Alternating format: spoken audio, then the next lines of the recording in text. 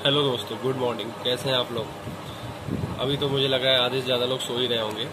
जैसा कि मैंने कल आपसे वादा किया था कि आज से सुबह से आपको करंट अफेयर मिलना शुरू हो जाएंगी, तो मैं अभी करंट अफेयर लेके आ गया हूँ और मैं रोज़ आपको 10 क्वेश्चन दूंगा। उसके बाद आपको 10 से 15 क्वेश्चन जो भी हो पाएंगे मैं देता रहूँगा और रेगुलर अभी ये क्लासेस चलेंगी और आप लोग से उम्मीद करता हूँ कि आप सारे क्लासेस रेगुलर देखेंगे और अगर आपको मेरा वीडियो पसंद आएगा तो मेरे वीडियो को लाइक करेंगे और चैनल को सब्सक्राइब करेंगे। तो आइए शुरू करते हैं। पहला क्वेश्चन, रूहदार क्या है? तो आप देख रहे हैं कि रूहदार क्या है। इसके लिए आपको 4 ऑप्शन दिए गए हैं। पहला है कम लागत वाला वेंटिलेटर, दूसरा है पंजाब द्वारा शुरू की गई योजना, सी है कोविड-19 को समर्पित अस्पताल और डी है जम्मू कश्मीर में एक स्थान। तो इसका ऑप्शन सही है ए, कम लागत वाला वेंटिलेटर। तो रूहदार क्या है? कम लागत वाला वेंटिलेटर।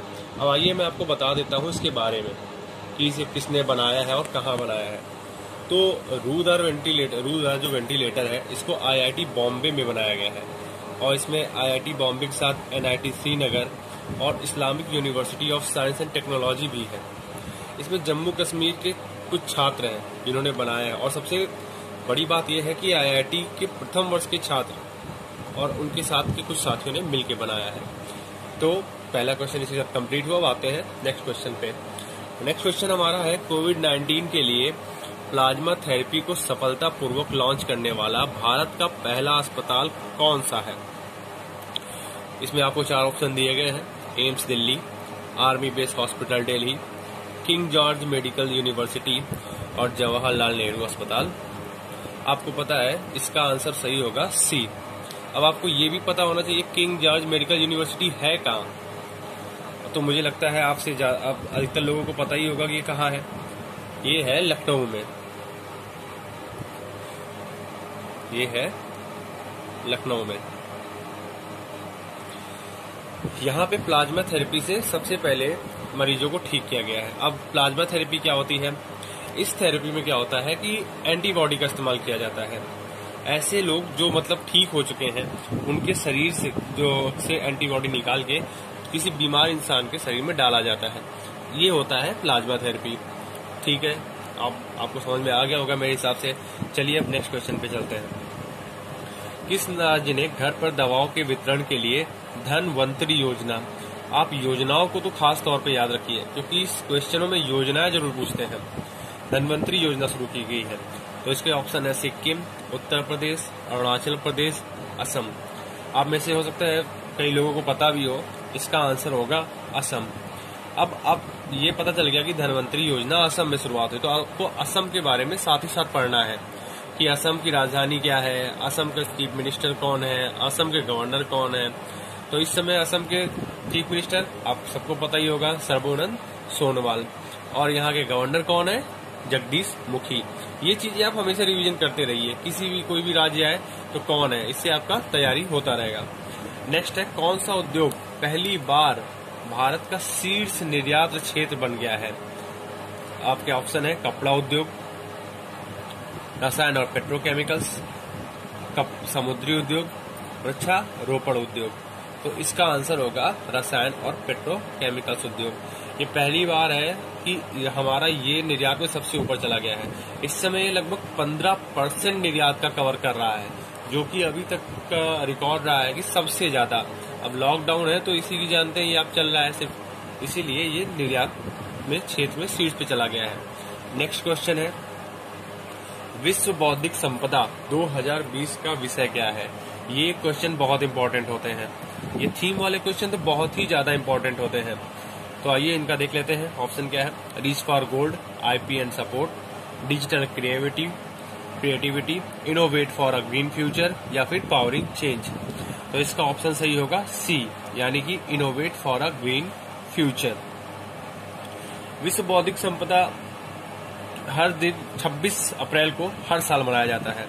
अक्टूबर 1999 से ये इसकी एक बैठक हुई और उसमें 26 अप्रैल को विश्व बौद्धिक संपदा दिवस के रूप में मनाने की घोषणा की गई थी। तो आपको समझ में आ गया होगा। चलिए चलते हैं नेक्स्ट क्वेश्चन पे। अब हमारा नेक्स्ट क्वेश्चन है किस राज्य सरकार ने जीवन शक्ति योजना शुरू की है? किस राज्य सरकार ने जीवन शक्ति योजना शुरू की है? तो इसके ऑप्शन है मध्य प्रदेश, उत्तर प्रदेश, हिमाचल प्रदेश और महाराष्ट्र। तो इसका आंसर हो जाएगा ए, यानी कि मध्य प्रदेश। अब ये जीवन शक्ति योजना जो शुरू की गई है, इसमें हो क्या रहा है? इसमें क्या है कि मतलब एक तरह से आप समझ लीजिए कि एक कोई फाउंडेशन है, मदद के लिए कोई महिलाएं आती हैं, वो कह सकती हैं कि हाँ हम मास्क देना चाहते हैं। ये मास्क के लिए बनाया गया जीवन शक्ति योजना। इसमें क्या है कि जो महिलाएं मास्क बनाती हैं उन्हें सरकारी महकमे के अनुसार। अब ये जीवन शक्ति योजना जो शुरू की गई है, इसमें हो क्या रहा है? इसमें क्या है कि मतलब एक तरह से आप समझ लीजिए कि एक कोई फाउंडेशन है, मदद के लिए कोई महिलाएं आती हैं, वो कह सकती हैं कि हाँ हम मास्क देना चाहते हैं। ये मास्क के लिए बनाया गया जीवन शक्ति योजना। इसमें क्या है कि जो महिलाएं मास्क बनाती हैं उन्हें सरकारी महकमे के अनुसार वे अगर वहां पे जमा करेंगी जाके, मतलब किसी को मदद करने के लिए हम मास्क बना रहे हैं, हम दे रहे हैं, तो उन्हें हर मास्क के रुपए में 11 रुपए मिलेगा। एक मास्क की कीमत 11 रुपए मिलेगा और 200 मास्क कम से कम एक महिला को बनाने पड़ेंगे और अपने आसपास के निकाय में नोडल अधिकारी के पास जमा करने होंगे। तो एक तरफ से ये रोजगार भी काम हो जाएगा और जो मास्क की कमी हो रही है इस समय, जो बहुत ज्यादा मांग है, वो भी पूरी हो जाएगी। तो ये जीवन शक्ति योजना जो है मध्य प्रदेश में लागू हो रही है। तो अब मध्य प्रदेश के बारे में भी जान लेते हैं। मध्य प्रदेश के आप चीफ मिनिस्टर आपको सबको पता ही होगा, शिवराज सिंह चौहान है। और मध्य प्रदेश के गवर्नर कौन है? लालजी टंडन। चलिए नेक्स्ट क्वेश्चन पे चलते हैं। नेक्स्ट क्वेश्चन हमारा आता है, नए केंद्रीय सतर्कता आयुक्त के रूप में किसे नियुक्त किया गया है? आपके सामने ऑप्शन दिए गए हैं, शरद कुमार, श्रीनिवास राव, केवी चौधरी, संजय कोठारी। तो इस क्वेश्चन का आंसर हो जाएगा डी, यानी कि संजय कोठारी।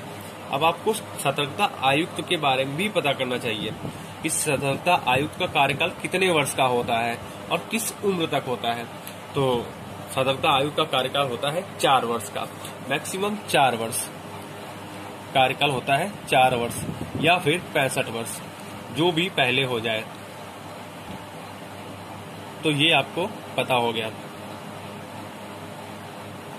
और आपको ये भी पता होना चाहिए कि केंद्रीय सतर्कता आयुक्त का चुनाव कैसे होता है। ये क्या होता है कि इनको केंद्रीय सतर्कता आयुक्त को राष्ट्रपति द्वारा एक समिति की नियुक्ति की जाती है, उसके जरिए ये नियुक्त किए जाते हैं। अब उस समिति में कौन कौन होता है? प्रधानमंत्री होते हैं, गृह मंत्री होते हैं और लोकसभा में विपक्ष के नेता होते हैं। प्रधानमंत्री समिति के अध्यक्ष होते हैं। तो इस प्रकार से केंद्रीय सतर्कता आयुक्त का चुनाव किया जाता है। चलिए अब इसी के साथ बढ़ते हैं नेक्स्ट क्वेश्चन पे। भारत सरकार ने किस उद्योग को 6 महीने के लिए सार्वजनिक उपयोगिता सेवा के रूप में घोषित कर दिया है? सार्वजनिक उपयोगिता सेवा के रूप में घोषित कर दिया है। आपके सामने ऑप्शन दिए गए हैं, तेल उद्योग, बैंकिंग, रेलवे, शिपिंग। इसका आंसर होगा बैंकिंग। अब आप ये सोच रहे होंगे ये सार्वजनिक उपयोगिता सेवा, ये टर्म जो लिखा है इसका मतलब क्या है?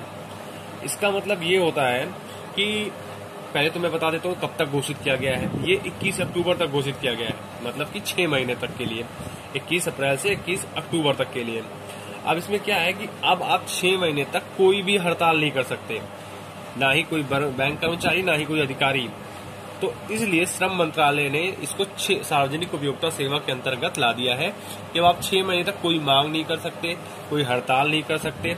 इस प्रकार से इसको कर दिया। अब बैंकिंग इस समय जरूरी भी है क्योंकि सारे बंद हो गए हैं और कोरोना वायरस में पैसे की तो जरूरत पड़ती ही है, जो सरकार भी सब्सिडी डाल रही है, जो भी डाल रही है, तो इसलिए बैंकिंग तो इसमें लाया गया है। चलिए अब चलते हैं नेक्स्ट क्वेश्चन की ओर। हमारा नेक्स्ट क्वेश्चन है, किस मंत्रालय के तहत ई ग्राम स्वराज पोर्टल और स्वामित्व योजना कार्य करेगा? आपके सामने ऑप्शन है, जनजातीय मामलों का मंत्रालय, पंचायती मंत्रालय, अल्पसंख्यक मामलों का मंत्रालय, ग्रामीण मंत्रालय। तो इसका आंसर हो जाएगा पंचायती राज मंत्रालय। इसमें क्या है कि नरेंद्र मोदी ने 2020 में अभी ग्राम पंचायत राज दिवस गया था, तो उसके अवसर पे इसका शुरुआत किया है। तो इसलिए ई ग्राम जो पोर्टल है, स्वामित्व योजना, ये पंचायती मंत्रालय के अंतर्गत काम करता है। अब चलिए चलते हैं आज के लास्ट क्वेश्चन की ओर। कोविड-19 के प्रसार की भविष्यवाणी करने के लिए किस संस्थान ने प्रकृति डैश बोर्ड, प्रकृति, ये याद रखिएगा, प्रकृति, ये मेन नाम है, प्रकृति डैश बोर्ड विकसित किया गया है?